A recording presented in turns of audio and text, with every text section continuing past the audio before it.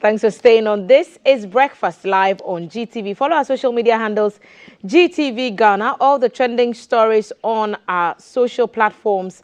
And you should also save our WhatsApp number on your phone.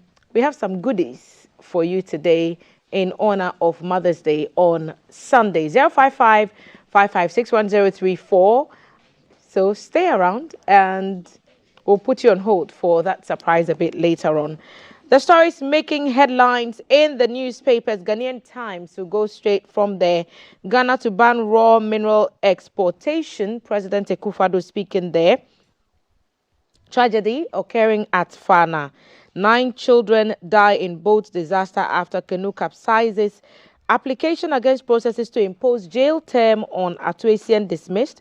Court agrees to hear injunction application against NDC today. All topical in the Ghanaian Times. The Daily Graphic, again, highlighting the story of the president at that Graphic and Minerals Lands Ministry program. Ghana to reap full benefit from lithium. President Akufo-Addo pledges at Graphic Dialogue. SSNIT expands coverage to self-employed. Also in the paper, commit to environmental action for sustainable future. Graphic MD urges stakeholders. Photograph of Mr. Atuafo, who is the MD of the Graphic Communications Group Limited, captured there. Natural resources must be managed responsibly. The hashtag is Save the Environment on the Daily Graphic. The Finder newspaper, Ghana to stop exporting raw minerals. President Akufo-Addo again saying, so story in all 3 papers today. Dr. Baumia impressed with progress of work on the GNPC operational office. 9 kids die in Botiano Fana canoe disaster. Also in that story, in that newspaper, banking sector solvent strong to support economic growth. The Bank of Ghana Deputy Governor Mrs. Elsie Adu-Awaji speaking there. At the table, the ladies have joined me, Natra Niyokpe communications expert, and Shamima Muslim, who is an inclusion specialist and also a convener of ALMA, development communication specialist. Also, ladies, thank you for making the time once again. Thank you, Miss It's always an honor. We've invited Jay Gabra to sit in on this panel with us, at least for this topic, and it's to do with the children who died on their way back from school, that disaster at Fana. Jay, you've covered this story for 2 days. I think this is the 3rd day, is it, that you followed on what happened on Wednesday?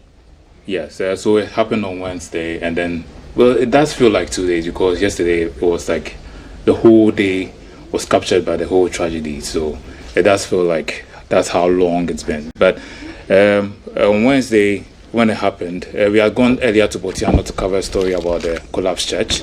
So fortunately, the assembly member of the area had my number. So he called our audio man, and then the audio guy called me and said, this is what happened with the school children were coming back from school. There were 12 of them on their way back home.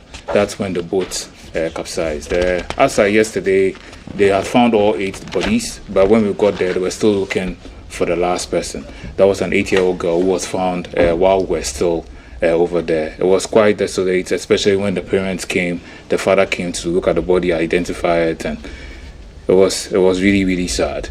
Yes. So I shared some videos where we arrived on the scene, and then you notice there are a lot of people on the estuary, and it's like that's where they usually cross from to their settlement on the other side. And you notice that place is not really deep. Usually it's just a little shallow and all that. So some people who are as tall as me, you can just walk across to the other side. And for the kids who are paddling the canoe, it looks like, oh, it's something they usually do, and they are children of fishermen and such. So this distance doesn't look that big. So they just use the canoe and just go from one side to the other. The troubling fact is the fact that even as we got there in the morning, you notice people still using the canoe to cross, and we're still not using life jackets. So it's like people were just clamoring. And at this point, for those there, it's like you see the MP and the MCE there, as well as residents of the area. And in the background, there were a lot of people who were still looking for the body. So you see just this distance from here to here. It doesn't seem that far, but Yeah, but that's usually the crossing, and it's not usually. It's not usually. It's like in the morning the tide has gone back, and I believe the moon has an effect on the tides. That's why when it comes in a high tide, the children it took them by surprise, and when the boat capsized, the undercurrent, the undertow, that's when it took them off completely. So they were crossing from the estuary to that side. Their settlement is on the far area. For grown-ups who are more experienced with paddling canoes and all, they can paddle the canoe to the far end. But for the kids, they were just going the short distance. So you see, when they get down from the canoe, they have to walk all this way and then go to their settlement at the far back. And you see the more experienced people in that canoe who have paddled a further distance than the kids would have. And you notice that when they're using the pole, they just push off from the bottom. So it's not like there's anybody rowing with a paddle or anything like that. They just push off from the bottom. So you realize it's not that deep. There's something they can just paddle across. And there you see more of the canoes there because the settlement is a little over there. So they walk all this way to their settlement at the far side. So when they heard the news and all that, they were searching all these areas trying to find where exactly the last person may be. And because it was high tide, for some of them, the water had taken them into the shrubs and everything. So you notice that even with this shot, we haven't even gotten to the settlement yet. So this is quite a distance. So they were just going to cross from here, from the estuary to the other side, and then walk back all this way. It looks like quite beautiful scenery, but it was a site of a terrible tragedy. So this is what they usually do every day. And it's like a high tide. That's when the boats capsized and everything. No life jackets. No life jackets anywhere. Even with the adults. Oh, even with the adults, and that's a cause of concern for most people who have heard about the situation because they have the opinion: why would they leave the kids to paddle the canoe? So this is a regular. This is a regular trip for the people. Get on the canoe as you are. Yeah. With no safety. Yeah.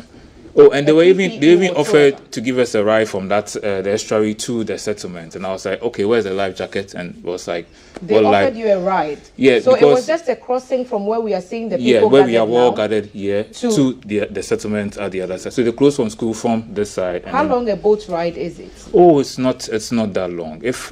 I didn't enter the boat not because I was scared. There was no life jacket, so. I mean, I would to be scared is normal in this circumstance. To be scared, I would be. It's a natural response. Yeah. So and besides, I've had a bad experience with the canoe. I was shooting a scene once, and somebody forgot to hold the rope, and the canoe left. It was terrible. Yeah. So you see, they would launch off from where we saw the people gathered, and they would make the journey we are seeing that boat but you see, making. with this one, they are adults, so they are going much further than the kids. Would have. They would have branched earlier and then gotten down and then just walked quite a distance. But with these ones, they are grown ups, so they have they are more used to it. They have more control, and then they can paddle much further than the kids. And it's like, I don't know, despite everything, they are still going about business as usual. And life is going on, but it will not go on as smoothly for the parents of the children who. And whose lives were lost. Did you meet any of them? While they were searching for the body, I believe the one they found, the father was still in the settlement. So once he received the news his daughter had been found, that's when we saw him coming to where the estuary where we were, because you see that there are a number of canoes which were approaching the estuary. With this scene over here, that's when they brought the body to the shore, and then they alerted the father to come. And so you see them, all of us gathered here. At this point, the father is by the boat, by the canoe, and trying to identify his daughter. And so because of the surrounding people, they usually see it until we go overhead. And it was really a sad situation because receiving that news, and it's a very quick one, so he just does it quickly. And if you can just go back a bit, you realize that even though it was quick, you will notice that within that short space of time, the fish and everything had gotten to the girl. So it was quite, and it's like he saw it, and then he tried to be strong, but it's like you could see that he shook, and then it hit him again, and then finally he bent down, to identify her again. It's like you see at this point he's just desolate. He's just he has seen it, and then he shakes, and then he now goes. Yeah. So now he's mean, trying. We have to maintain He's not trying. He's not respectful- trying to like. And then now that's when people surrounded him and were trying to console him, you know, to take heart and all that. He just can't believe it at this point. It's like because he saw it the first time, he shook, and then it's like it hit him again, and then all of a sudden, a parent's grief. yeah, it's like his Late 8-year-old girl peripheral. is just gone. So at that point, it's like it was quite desolate. And this girl was 8 years old. yes, she was,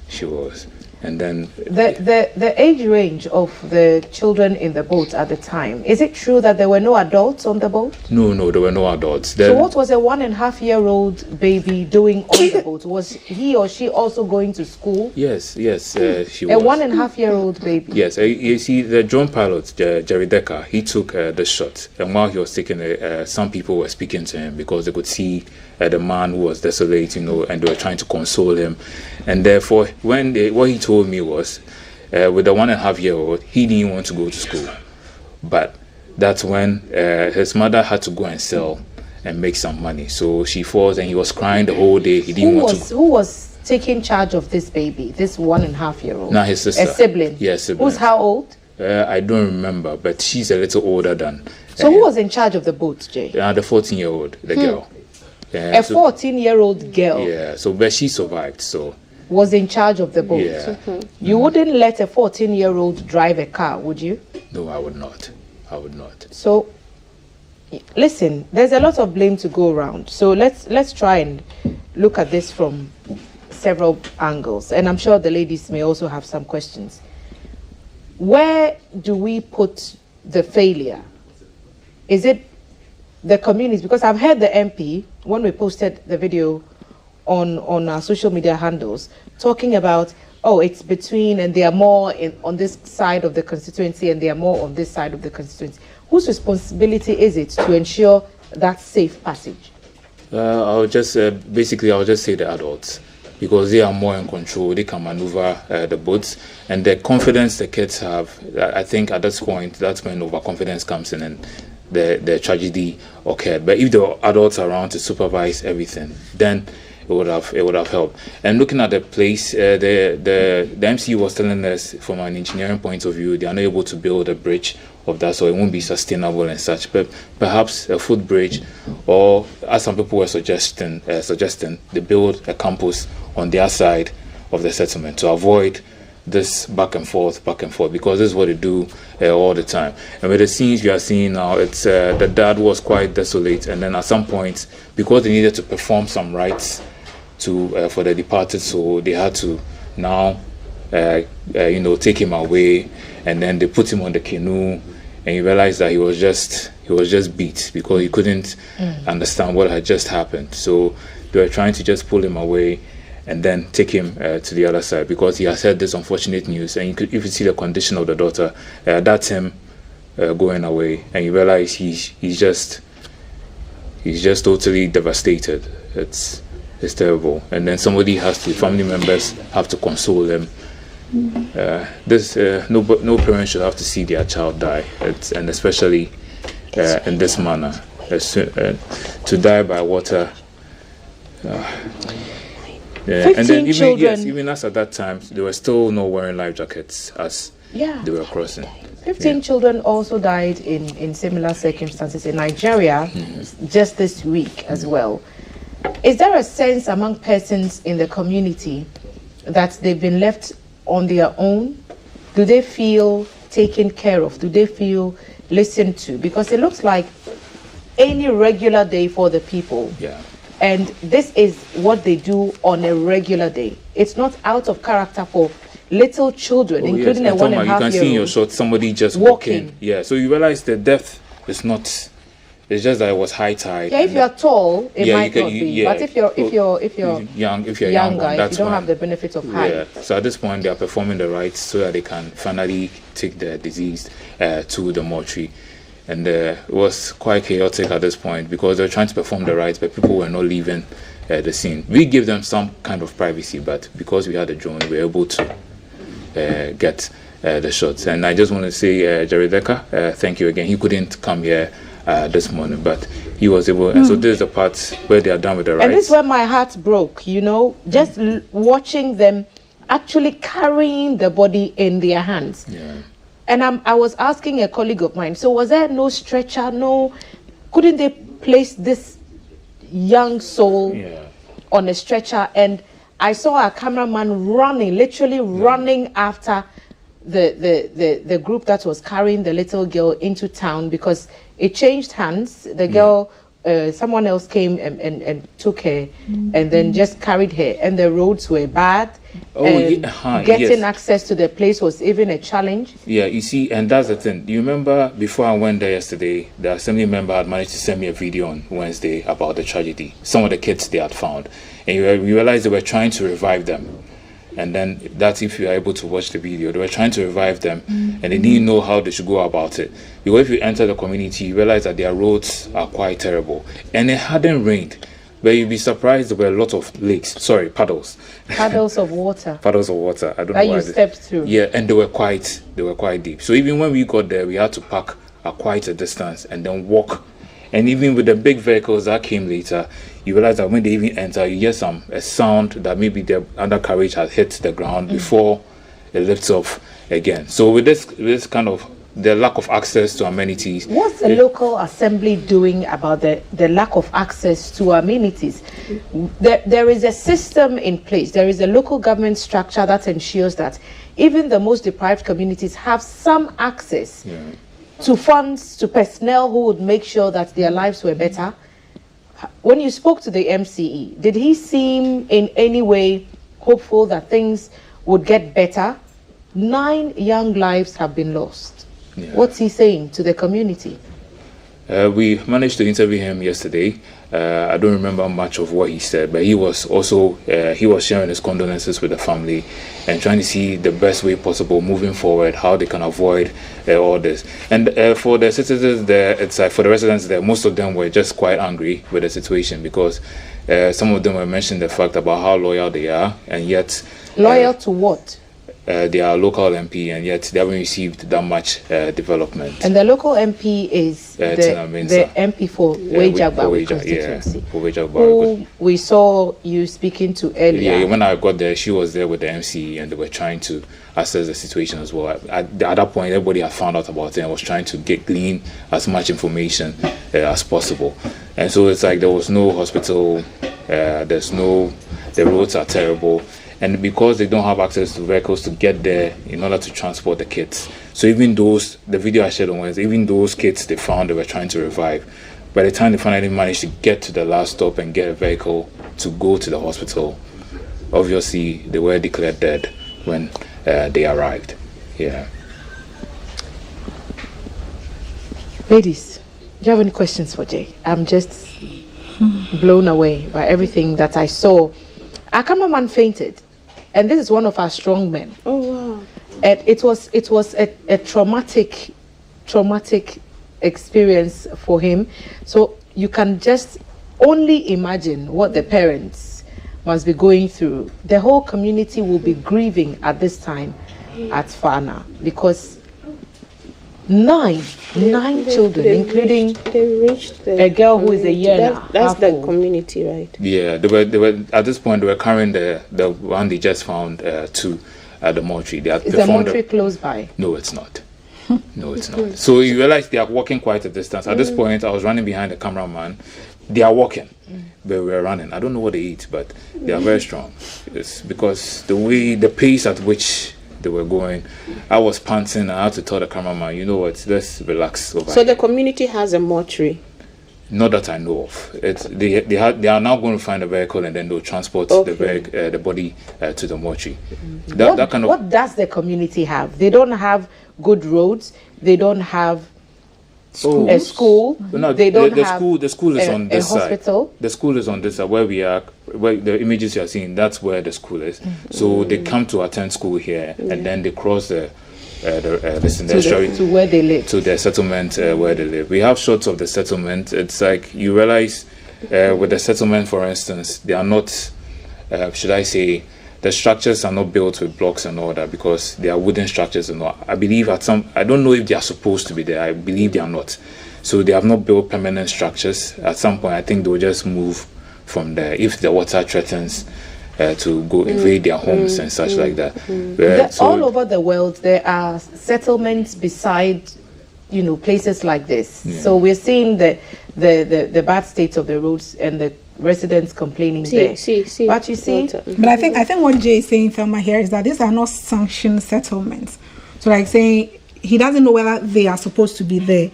So maybe that who permitted them to permitted build there? them, and then when did the last building spring up? When did the first building spring up? When did the next? Before it became a community of close to 300 Didn't people say, people. Jay, that they've lived there for years? Oh yes, they have. And Because years. it's like a small fishing community, they've allowed them to live, and then that's where they apply their livelihood and stuff like that.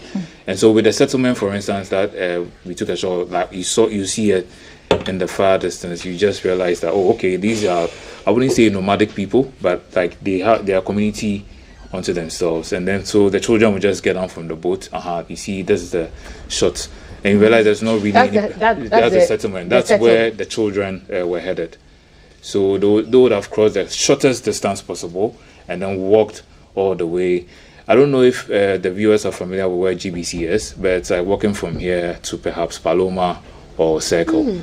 So it's like they are used to that kind of distance. So you realize that he's pulling out, so you see just how far they have Isn't to that walk. about a kilometer? Where is Kafui when I need him? Because from So it's GBC like- to Paloma is about a kilometer long, right? I'm not good with that kind of math. Measurement is a problem. Our That's teachers the never really distance taught us well. These But measurements. I just know it's a long spatial distance. No, but It's a long distance. if 14 children and some survived, Yeah. including the one who was the in boat the pilot, yeah. the brave girl Yeah. to And because master courage yeah. to take these young charges along with her, and for this to happen, I'm sure she must be traumatized. Has there been any conversations about therapy, about people putting their mental health first?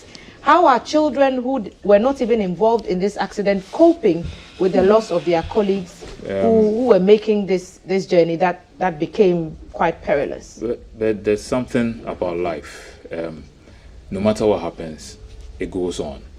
We managed to take a shot of the school, and then even when we did, before we got there, we saw the headmistress. She was quite desolate, like she was weeping, and she had left the school premises. She was walking away. And even when you look on the school compound, it was a normal school day for the kids who were there. They were playing. It was weird. And so like their colleagues from this side who had come to the school and unfortunately weren't able to make it, and then it looked like a normal it's just so I don't know, in terms of safety, their mental health, I don't know if nobody had broken the news to them or they had gotten used to stuff like that. I don't know what You mean the kids? Yeah, The the kids, school yeah, children? yeah. So for them it was just a normal day, and then they were just going about playing around in the compound and such. And for the grown-ups, you can imagine it's a tragedy for them. Shams, now, do you have any questions for Jay? Not questions really. I'm just thinking that I'm sure that this community might have reached out to whether it's the assembly or the member of parliament to say that, well, maybe because looking at the numbers, if we have just 20 students in this side of the community, it is not prudent to build a school, maybe, or because this settlement is not sanctioned or it's not a legal settlement, it's not okay to, put up school infrastructure. But I'm sure they have made calls to their MP, calls to the MC that give us a bridge over this, whatever, so that the kids can just walk over. I don't know if they said that, of course, they have made calls and this has not come. And if they've been there for long, it's not a 5-year settlement. I don't think so. No. So if they've been here for 10 years and over, I'm wondering what it will take a nation that prides itself in social protection to say that our kids must lose their life whilst accessing education. And education is a must. I mean, we it's tell a people right. that the children must go to school. Why should you have to endure such circumstances But to get an education? So those who would refuse for their children to go to school because they may not trust that they would ferry across safely, now would feel a sense of justification that they've dodged a bullet. But Thelma, I mean, you are right. I'm also thinking that because there was no adult supervision on the boat, could it be that this 14-year-old canoe pilot might have made a detour? So if it should be a straight route for them to go, did they just say that, let's be adventurous, let us go to this side? Because there was no adult there to say that, keep the route. And so I'm thinking that because they are all young school children, it's just out of some exuberance to say that, let's go to this side of the water, let's go to this side of the water. And they will just agree. They'll think it's the everyday ride they used to have. And so in the absence of the bridge, can parents also say that, well, if they are, I don't think all these 14 children belong to one parent. No. It's even okay to say that if all of us here have 2 kids each going to school, can we sacrifice to say that, Thelma, so Monday, can you pilot the kids to school in the canoe? Shams, are you doing it on Tuesday? So that there is, whilst we wait for the MP, whilst we wait for the MCE to give us the footbridge or walkover or whatever. Because at the end of the day now, Thelma, we have not lost the MP's child. We have not lost the MCE's child. It is the ordinary citizen of Fana whose child. And so whilst we wait for authorities to bring all the things we need, let us also take responsibility, for our lives. I'm also thinking that this very loss is not a good testimony. I don't know if as we sit here, the Ministry for Gender and Social Protection has said something, and even if the Ministry of Education has said anything. I've only heard from, I think, EduWatch, and we are now hearing from the MP and the MC among the tapes we are watching. The Education Ministry should be able to tell us that, well, so we know a school is sited here. We know there are residents from here who come here. It has gotten to our doorstep that, this is the risk children have to go through every day to access education. Then, Thelma, if the market is not, it's not a cross away, I'd rather go to the market and sell as a child. I don't know if you understand what I mean. If it would take me to risk my life, I stay at Fana, and I would risk my life every morning, twice, in and out, to go and learn A, B, C, D. I'd better go and sell if you wouldn't have to apply or for whatever it is. Or even if so be it, I decide that I'll even cross the road. I'll cross the road and go and sell, for example, and not go and sit in the classroom. So, Jay, when you spoke to some of the parents and the residents, what did you get a sense of what Na is saying now? That some people may think through this and think that perhaps school is too dangerous, too expensive. School is too expensive then. For them at that particular moment, they were just angry with the whole situation. They felt it shouldn't have happened, in terms of picking up solutions so that it doesn't happen again. At that point, they were not really focused on that. And then to say that the kids won't attend school and whatnot, because you realize that even when we got there, people were still going about their normal business. So I don't know, they have not come to terms with the loss, but going forward, I think they are still going to continue in that manner until maybe there's a bridge or something that comes in to save them. So they are going to continue. They are angry, but they want a solution, but they'll still go ahead as usual. I don't think there'll be that much change in their lifestyle. I find that quite unfortunate. Let's go on our phone line. CEO of the Consumer Protection Agency has joined us. He wants to have a word on this conversation. Mr. Kofi Owusu-Hene. Good morning. Good morning. Let me say a very good morning to your 2 other ladies on the show.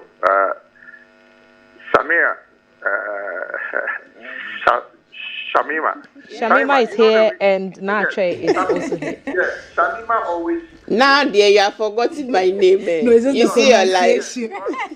Because Shams, I've always called you Shams. Yes, you have actually. You see me or you refer to me as an angry Ghanaian. It's because of these things. Yes. Right. So, yes. We don't hold accountable people that we pay them. Okay, for them to be in charge of our lives.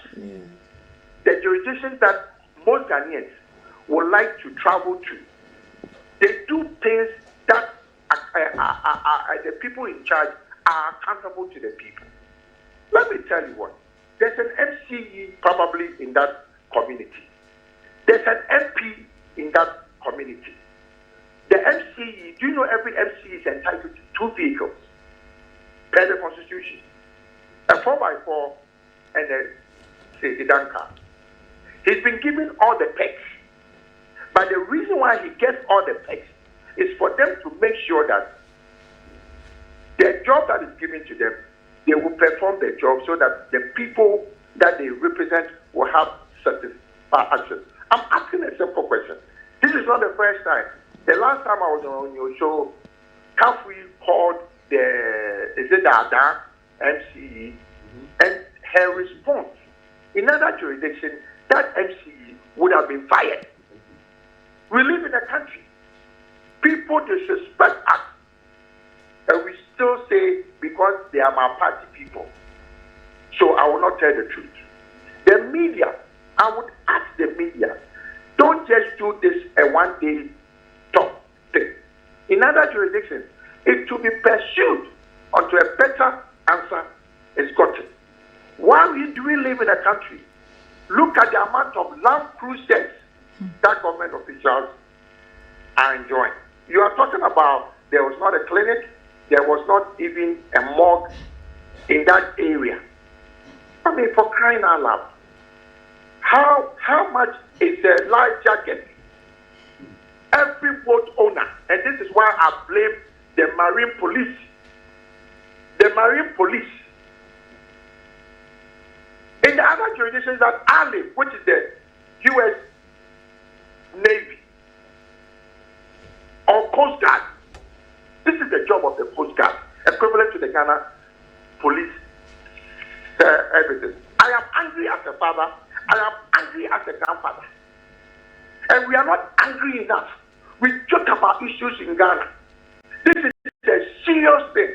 Some child that probably could have been the shining star of that small community is no longer with us.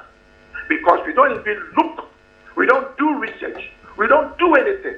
Even when government and presidents accept our complaints, for them to come and tell us as to the results, even when they issue a white paper, we are not even told about the results.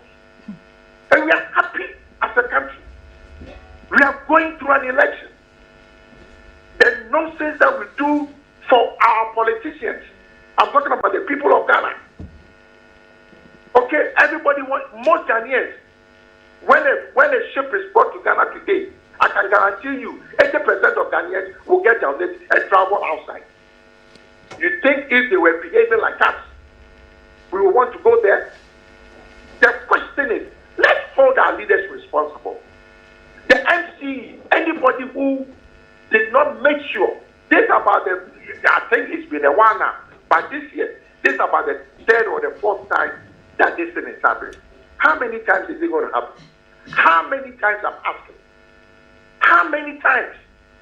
Do you know the mothers and the fathers, even the school children, the trauma? Who will go and counsel those school kids? Who will go and counsel those kids?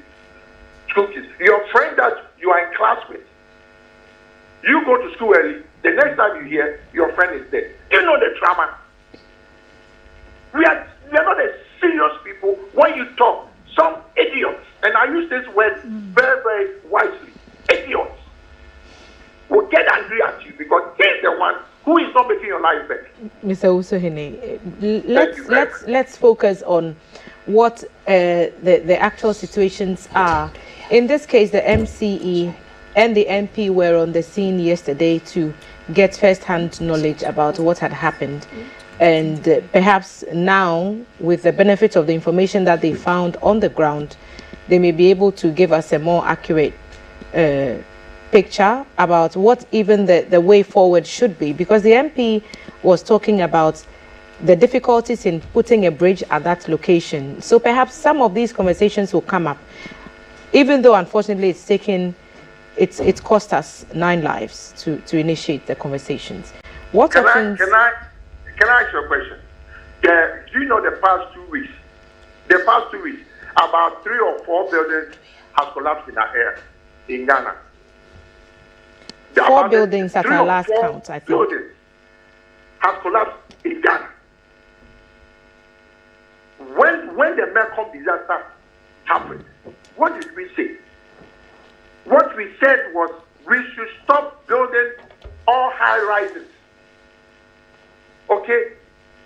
By the former president, may his soul rest in peace, President Atta Mills. Aren't we still constructing buildings without proper structures?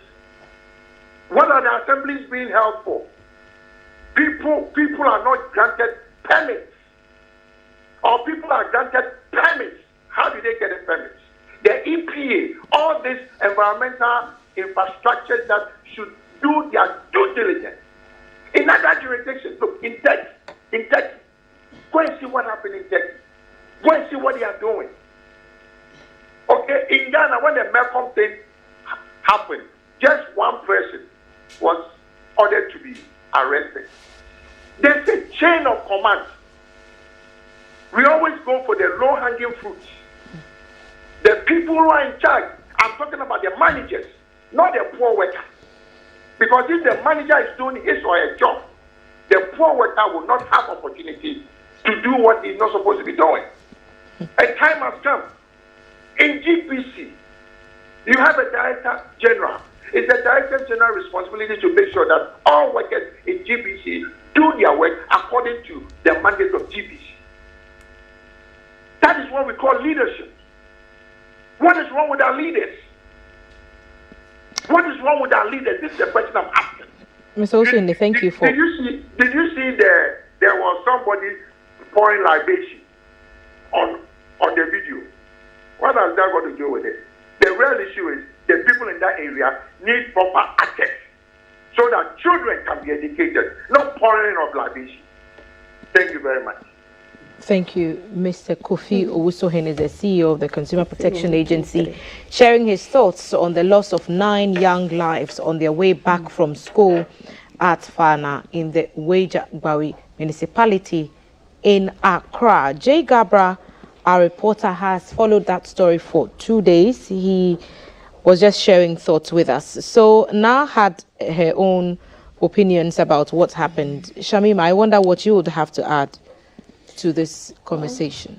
I think that every parent this morning is saddened by these reports, and every mother is equally saddened. Even people who are not parents, because you know that when a child dies, it's a death that is sad, because under the normal scheme of things, you expect someone to grow, a child to grow, become somebody, contribute, and then leave the world.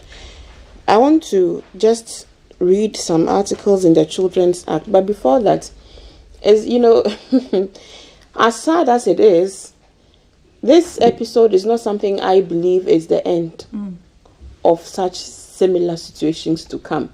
This angst and anger, there's even a report when I was just checking of Kafui crying when a similar situation happened somewhere on the Volta Lake. I mean, we've heard so many such stories happen on the Volta Lake because of these islands and the lack of resources in some of these islands that necessitate the movement. The only source of transport is via the use of boats. And even in those areas whose primary source of transport is with the boats, every day we wake up to stories of collapsing boats on the Volta Lake. Look, I just came up with earlier this 8 people drowned on Volta Lake, January 2024, this year. 2023, sorry, at the Atigagome community. GES in that story promised to build schools, to build a school in that community. It's so airing because it's the same story. They had to cross to attend school at the other side of the lake. And GES promised to build a school in that community to prevent children from having to. It will be very interesting to follow up and find out whether this school that was promised earlier this year upon the demise of 8 people has been delivered. 2nd March 2022, Graphic Online, Konkoma, 4 children drown near Yeji. Konkoma is a community near Yeji.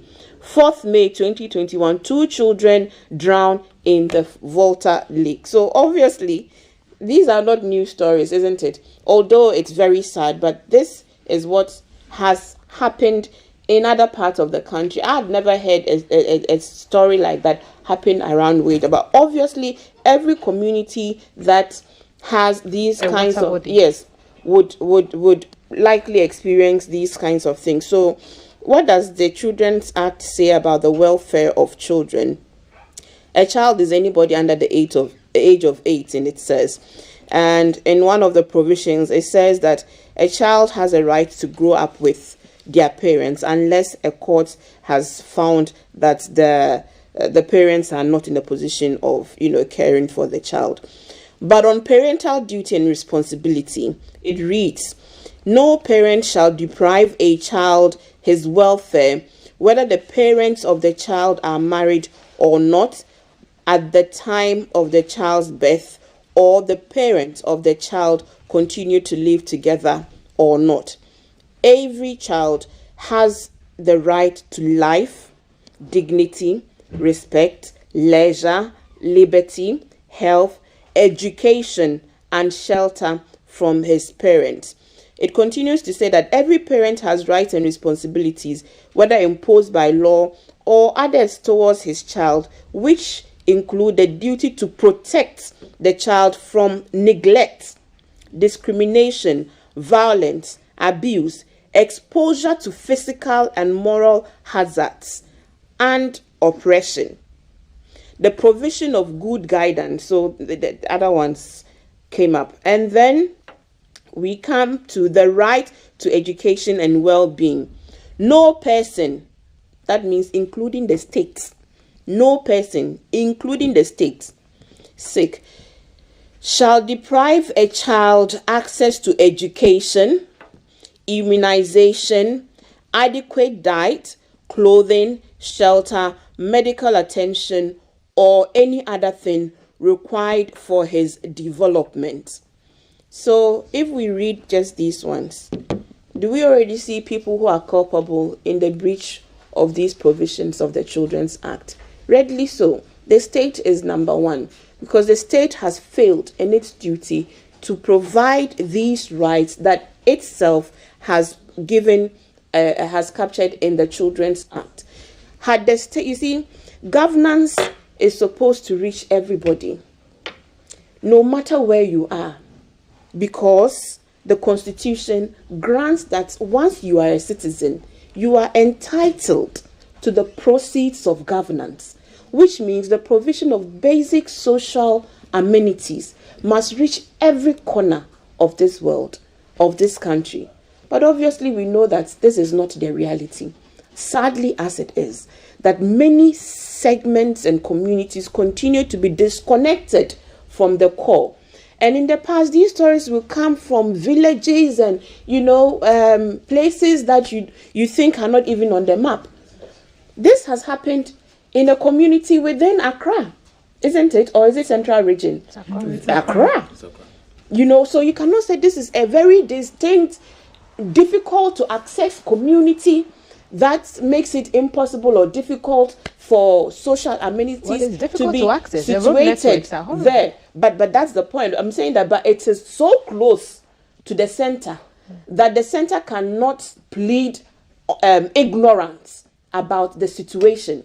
Now, so we're hearing from the MP even tell us that they are not even so in tune with the happenings in that community. And she tells us that the community is so small that they don't even think it makes economic sense to offer to situate a school there, even if it's one child. Even if it's one child, it should be on the radar. It means this community is not even on the radar in terms of communities that lack basic amenities for its people to be able to live and thrive and live a certain semblance of dignity. As you know, what kind of dignity can you even live in these communities? But this is the failure of the state, continuously failing to ensure that citizens are able to reap the benefits of governance, because we dissipate wantonly state resources on other trivial and unimportant things. But on the things that is supposed to ensure continuity, that is supposed to ensure the dignity, it's supposed to, give insurance for a future which is better than many. Look, these are parents who obviously hitherto would not even send their children to school.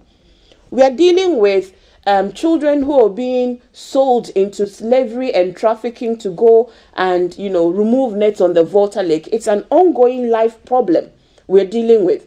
Parents and guardians who are selling children into modern day slavery because they don't have the means to take care of their children. When the child is the property of the state, when the state says that it has a policy of free, compulsory, universal, basic education, which means no child should really be left behind. Every child is mandated to be in school. So why are these policies never able to be realized to their optimum? There's got to be some questions. And state agencies and governments must bow down their head in shame. If they should fail anybody, it is not the future of a country, which future relies on a sustainable progression of life and liberty to its young people. Because if you leave all these young people out and some are dying, I mean, what future are you envisioning? Are you even thinking as leaders of this country? Are you thinking? And we see every day how corruption is so endemic, the wastage in the public service system, the wastage in governance. Is there conscience? Is there are people this wicked? I mean, our leaders, are you this wicked? You can tell us that you cannot solve, of course, you cannot solve all of our problems, but the way you are able to solve your personal family problems, when we see it, should make us question your commitment to this country. The takeaway for me is don't you have more than 20 children have died trying to access an education this 2023 alone. More than 20 children. That's more than 20 families that have been devastated by the loss of a child. We are about to celebrate Mother's Day, the sacrifices of mothers, the commitment to ensuring that the children get every material that they need. To see that truncated, it's harrowing. And yesterday at Fana, I could not see, I just couldn't, begin to process the extent of grief that the community would be going through. But we are inviting you to share your thoughts with us, and you have on our WhatsApp platform 05555610334. CAF is at the screen. Mr. Day. My view for, I think the assembly should be held criminally responsible for not ensuring that people are traveling on canoes without life jackets. Assembly must be held responsible. NCA must be held. We must be sued. That's my view. Good morning to you all. My condolences to the family of the children. Okay. CAF? Yes, you have somebody on the line. Not someone on the line, but I want you to sort some issues out, and they'll be coming to you to talk to you about it very shortly. But we are talking about the 9 children who lost their lives at Fana, the community in the Weija municipality, Weija municipality, and CAF has been trying to read some of the comments to us. A bit of an audio challenge there, but we've resolved that now. Mr. Day. The family of the children lost, children dying unnecessarily, and there are no structures or understandings. One, a small child traveling on a boat with under 8 children should never be allowed. Where are the life jackets? They travel on boats to go to school, so make it safer. Have experienced adults rowing the canoe. I just don't understand also how babies can travel without an adult. It doesn't happen on a trotro. It doesn't happen on an aeroplane. Why should it happen in a canoe? I suspect that an elder sibling was charged with care for but this it's a child. minor looking after a minor. Yes. Which is wrong. Yes. But which is our reality. Yeah, it's wrong. Which is our reality. And the pilot was also a minor. There are children-headed households in Ghana. Children-headed households. They go out to find money to come and feed a disabled parent or even a dead parent. you can lay blame and find fault, but it's all about the children who lost their lives unnecessarily and the rippling effect on the family and friends, the whole community and Ghana itself. If no one is educated, can you find a fault with them? I just have the picture of the gentleman who had to identify his own child, and that picture is stuck in my mind forever. You know, there's the grief. Good morning. That Fana, is it? Yes, Fana situation it's is by the River riverside bank. or riverbank. it's unbearable. River. I also live around that place, and it's dangerous unless the bridge comes in. Our branch here, we're not talking about politics here, we're talking about children. Deepest condolences to the bereaved families. Thelma, there are thousands of such unauthorized settlements across the country. It would be a mirage for anyone to believe every settlement of such kind will receive basic amenities from a government due to scarcity of state resources. What people must know is to choose where they settle wisely. Jay, you were there. Did they have electricity connected to their homes? Did they have pipe-borne water? Yeah, I saw the electricity for the Yeah. water. I'm not too certain about Okay, that. so if it's an authorized And then settlement, some of them had these addresses, like these numbers that show that this is a residence. thank you. on Or the- during elections, they will find them. Oh yeah, it's Yeah. a polling area, so that's one thing they were angry about. So it's a it's sanctioned a settlement. sanctioned settlement, Yeah. because if you have street names and you have electricity, it is sanctioned. Yeah, so I think it's a settlement on the other side. Okay, which is not is it Fase, like those on the other side of the riverbank? Yeah, where the children were headed. Beyond the river. Yeah. You are responsible for your safety. Safety starts with you, period. Sad as it may be, the parents of the children have been negligent. Yes. That's a fact.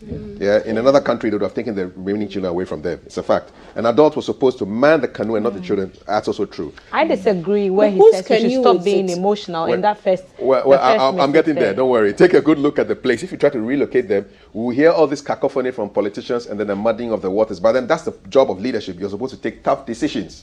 Yeah, in spite of the cacophony.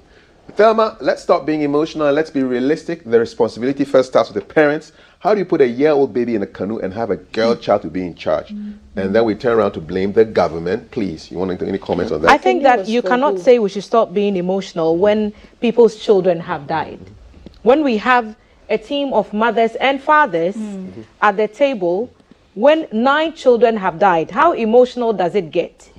I find that insensitive Every life to say let's not be emotional when 9 children have died. Respectfully, if that was your child that had died, whether you assume part of the responsibility or not, whether the parents made the mistake or not, the pain of losing the child would make you emotional. Indeed. So I disagree when you say let's not be emotional. When 9 children have died, Yeah. You can't control people's emotions like a tap. If somebody wants to be emotional, let that person be emotional. Is the school at the Dansoman end of the area? Because that is the only point where you get to cross the estuary. Is it that the Botiano end where they don't get to cross the water is too far for them to walk? Jay, you were there. I mean, what's the geography of the place like? But I think there is an alternative route to walking. I mean, it may be long distance, but could they Yeah. have walked? They couldn't have walked. You know, I realized earlier I made the point that like if they were as tall as me, perhaps it would could come have to their just waist made it. level and stuff. But they are kids. They are kids. So it's like sometimes the tide is very, very low. You can see the sand underneath the estuary and all. So you can just walk for the grown-ups. But for the kids, the point where they have to get off, they have to use the canoe. Canoe. Yeah. and is the school across the water the only one Yes. that they can access? There is no other? Yeah, from the settlement to the school, that's the only place they can pass. It's just a short distance for them. Is it a private school or a public school? I believe it's. I saw the private school association over the NAPS. I spoke to the original vice president. He was there with some of the Zone 5 people, but I don't remember asking him if it was for government or was on that side of things. Okay. Kumari BFS, I feel totally ashamed to be a Ghanaian when I hear of issues like this. The MP, the MCE, and the assembly member for the area must resign or be forced out of office for competent persons to manage their affairs properly. Wafa Eric, one thing that always saddens my heart about Ghana is we always wait for a tragedy to happen before we give attention to a situation. that is And then we disaster don't, and then when we don't even correct it after the disaster So happens. like you said, We- yeah, so it will the happen and cycle, happen yes. and happen. I'm sure this is not the first time the 14-year-old girl is riding this canoe, but no attention was given to it. And now we've lost 9 dear children. The authorities of this country should please be proactive to prevent disasters from happening. My condolences to the families of the lost souls. Do I continue? Yes, go on. Okay. Butiati, why no life jackets? Now it's a big story when this irresponsible lifestyle has ended in the death of 9 children. Why? And we saw after that people were still crossing without life jackets. Without life Adults. jackets. But And they they don't offer to have give it. us a right. Even at it, And life on must go Volta on. Lake, which is a big lake, they don't have- it's a major issue. And Even with adults sitting on the boat, there are no life jackets. And it must be a rule, just like you can't drive a car without seat belts. There must be, if you operate a canoe, you must have life jackets. The number of passengers must equate to the number of life jackets. So, It's a Tafa, simple I thing. think that the rule may exist. It's just the enforcement. We have to So enforce who is it. that they're trying to enforce. You have the MCE, the DCE, that's their job. I mean, at that crossing point, there Yeah. must be the assembly must put somebody there to say that wherever you are crossing from, unless you are in a life jacket, you don't cross. And Shams was asking who even owns the boat, because I don't think it's for the 14-year-old girl. Now, you have traffic wardens standing by dead traffic lights. Yeah, so you can also have a river Kaf, I warden understand. making sure that every boat that leaves must have she people rests her wearing. case. That's it. Don't be emotional. Kava. Yeah. Nobody can tell me my emotions don't be tapped. Yeah, I'll be emotional if I want to be. I'm a parent, man. I'm a parent. Even if you're not a parent, you're a human being, unless you're a rock. And did you see the father Every life matters. looking at this 8-year-old girl, lifeless, with only a mere cloth wrapped around her? And the extent of just pure loss in his demeanor. That's why I disagree when you say don't be emotional. These are 20 plus children since January who have lost their lives. We sat here and we said, have we heard from GES when the January thing happened on the Volta Lake? It was that later that evening that GES issued a statement. Where are the people who are supposed to make sure that these things do not happen? Yeah. There is a scarcity of state resources. Follow up And see it if means that school was built. that the promises that in were the made in pipeline. January, perhaps we should go It's to in our the Atika pipeline. go, see if the life jackets It's are done. ready. Yes. And corporate Ghana, I think now is the time that we can all just rally. There are lots of causes that need urgent attention. Yes. And supply of life jackets, just like the calls we are making for sanitary CSR. towels to be given out to deprived communities for free. These things, everybody who lives in a place where there is a water body who is compelled to go to work, to go to school by crossing a water body needs a life jacket. Needs it. Yeah. It's like drinking water. It should be there. There's a Jacket for your problem. life. Maybe one Yeah. life jacket, one If- vote if it's for not- those if it's- communities. It's getting to active political season. yes. So instead of I respectfully, yes, there's a food issue. Give rice. Ask for a life jacket. How about that? If that is what it will take to get people to act, demand it. Let's not leave the authorities off the hook. It is the responsible of the regulators. They shouldn't even forget about corporate Ghana. The regulators must make sure that there are life jackets on every canoe. It's as simple as that. If you don't have a life jacket on the canoe does not move. Yeah, and the people must also learn that if there's no canoe, don't sit in the canoe. And it's an unpopular There's no life opinion, jacket. but the parents must bear a lot of responsibility Yes. for allowing your one and a half One and a half year old child to on go a in boat. a canoe. I To mean, allow a we- 14-year-old in I the think care that of an it is 8, 9, positive 10-year-old. that we are seeing parents, want to get an education Yeah. for their children in some of these communities, which in the past would not even go through this burden. But like you're saying, the conscientization must really go to ensure that safety Yeah. is as much 100%. important Yeah. as your wish to get an education Yeah, for your child. Exactly. The law says make sure the children are safe doing whatever they are doing, and it's something the act imposes on the parents as well. Yes. If you know that you are not going to be on that boat, and an 8-year-old, I don't want to imagine the circumstances that led to the boat capsizing, because these are children. Anything could have triggered the child, the baby. Somebody's crying, somebody's fussing, someone got up too abruptly. Go on some adventure or something. It's not an adventure if you're I dying. think the high tide took them by surprise, Yes. and then when the boat capsized, they were thinking, "Oh, they can swim No, you because can't they are swim. good swimmers." So they figured, "Oh, they can just swim across," Yeah. and the undertow just. Yeah, because a life jacket will give you a chance. And it's a life jacket. The life is important. I Yeah, don't yeah. know why Yeah. people won't use Good morning, it. ladies and gent. Listening to the Honorable MP for Wager to say only 250 inhabitants are on the island, so a bridge or something better cannot be done for them was disheartening. These 250 people can easily change her life as a parliamentarian. And to think that a mother would allow a 1.5-year-old child to cross alone with other children without any elder was really something. Let's get Kofi Asari's thoughts on this issue. He's the executive director at Africa Education Watch, one of the key education stakeholders in this country. Kofi, thank you for joining us. I'm sure that you've monitored these situations and you would have a few thoughts to share on this matter. And emotions are quite high, rightfully so, because 9 children have died this time. Well, first of all, thank you very much for the opportunity. Greetings to the panelists. First of all, even if 2 people were living on the island, government has a responsibility to ensure that they are safe in their pursuit of the right to education. Because they are citizens and they pay taxes. They contribute to national development.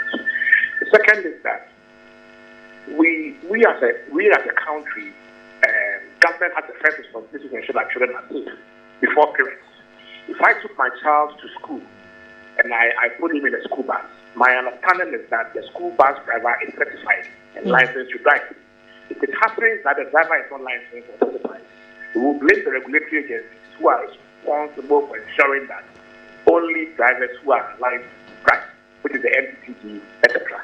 We won't blame the parents, because the parents obviously should know that, or would assume that the school bus or the bus service, should do that due diligence. And so, I don't want us to break in parents at this point, even though parents have a responsibility. But how many parents will have the time to go and always wait on the other side of the river where the school is and ensure that whoever is riding the boat or paddling the boat is a qualified one? It is just practically not possible. That is why we must appreciate that the District Assembly in Weda and Bosiana, the 2 districts, the South and the Weda Municipal Assembly, have been regulated, in regulating the safety of food transport in their district. Yesterday, I heard the 2 MPs indicate that people don't like wearing life jackets. You don't say that. It is for the reason that they don't like wearing life jackets that you have made an MP to ensure that you put in place mechanisms to enforce compliance. Because no human being likes laws. If human beings were naturally compliant, laws wouldn't be necessary. So that alone is an admission of failure on their part. Again, for the Ghana Education Service, when the similar incident happened 4 months ago at Wayokope, we called on the TNS to supply life jackets, at least to their own employees, teachers, and then the people who were commuting with dangerous water going to school. Provide them in the schools so that when the students are coming to school, they wear it and bring it. Teachers will inspect it the way they inspect uniforms. It is too difficult to teach you. One V8 vehicle can buy 15,000 life jackets. What happened? Saying that the TNS bought only 100 life jackets and took them to only that particular community. Meanwhile, the recommendation was to make sure that all island communities and schools receive this item so that in the short term, we are saving lives. Then, in the long term, we deploy a plan that will ensure that island schools have schools so they don't have to commute. We haven't heard anything from them to say that. And so, I think that it completes the relation of duty on behalf of the GNS, Ministry of Education, and also the District Assembly to make island communities who should have been working together to safeguard the interests of the children who live in this community. And we must buy up our heads and shoulders. I have read the GNS this morning. Expressing their condolence, sympathy. Sympathy, we can't continue running sympathy as a policy in this country when institutions have the mandate to take proactive steps rather than reactive steps, and always sympathizing with people when they want. They're envisioned, what's happening. And so, please, we want to see the 3 institutions, the JS, the Ministry of Education, and the district assemblies in the island communities, right from the top, from the Yagaba, Kubori area, all the way down to the coastal area. There are so many island communities that children are crossing dangerous water daily. We don't wait until they die before we come and express our condolences. We must be proactive. And finally, let me indicate that for these district assemblies, there are people who are paid to regulate water transport. Now, this happening means that they went to sleep, because it doesn't happen at midnight. It happened around 4 p.m. So whoever was responsible to have ensured that a 12 to 13-year-old boy wasn't rolling a boat and that the kids on the boat were not wearing life jackets, that person must be prosecuted. If we don't prosecute for that negligence, which continuously leads to the loss of lives, well, it will be difficult for you to ensure that this thing will not happen again.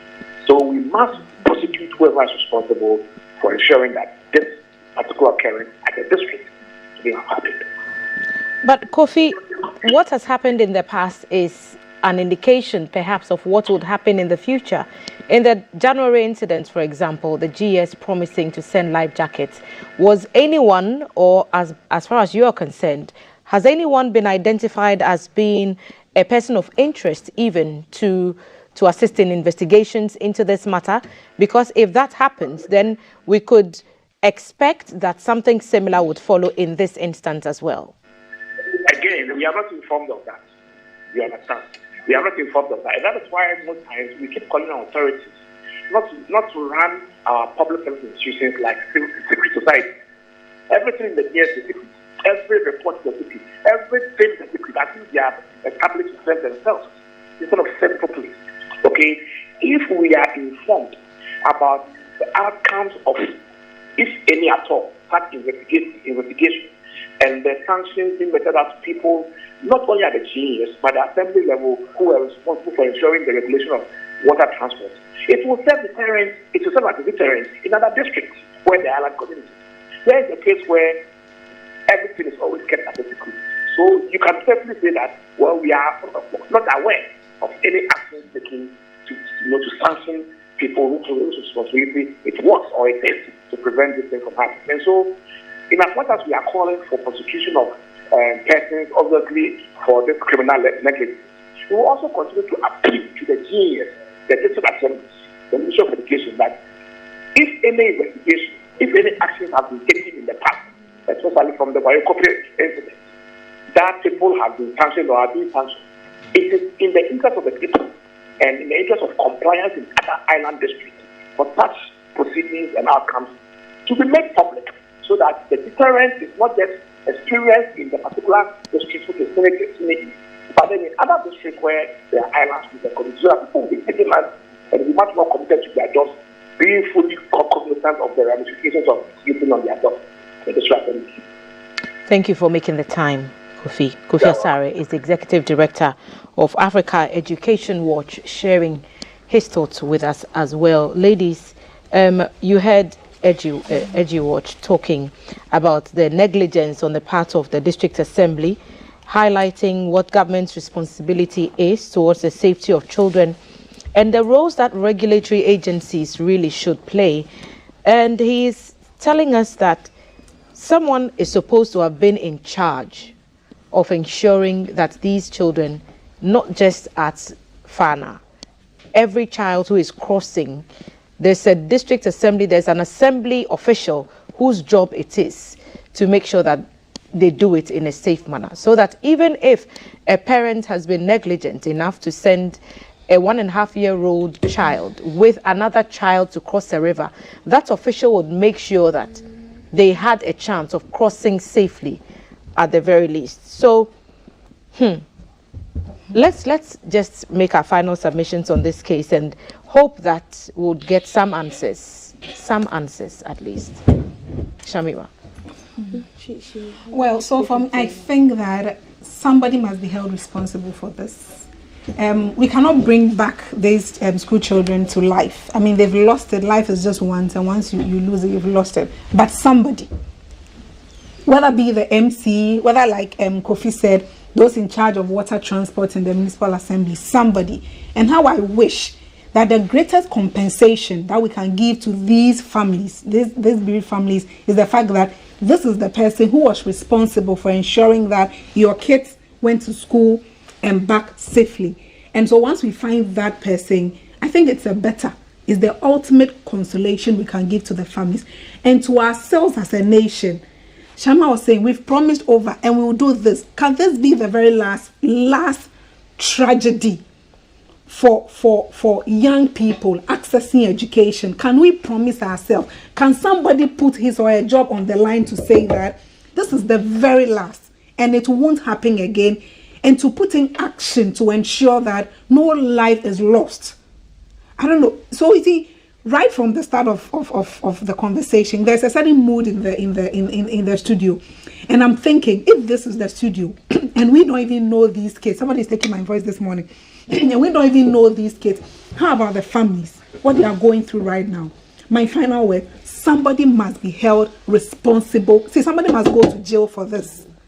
Somebody, when I say responsible, not like, okay, me patch out. That's not the taking responsibility I'm talking about. Somebody must go to jail for we having to lose 9 children. 9. 1 is a future president, 2 are lawyers, 2 are minors. Hey, my math is bad. Be careful I don't get to 10. Okay, so 2 are also, let's say, entrepreneurs, and the last 2 are maybe teachers or a surgeon. We've lost all of them. And so somebody must go to jail. That's the best compensation we are looking for. Shams. Well, my point is that sometimes when these things happen, because we feel disconnected from it, because it's not our family member, it's not our child, we think it's just another life lost. Sometimes we equate it to all the numerous lives that are lost in the day through different things. Become a statistic. You know, yes, you can either die through accident, it's your destiny.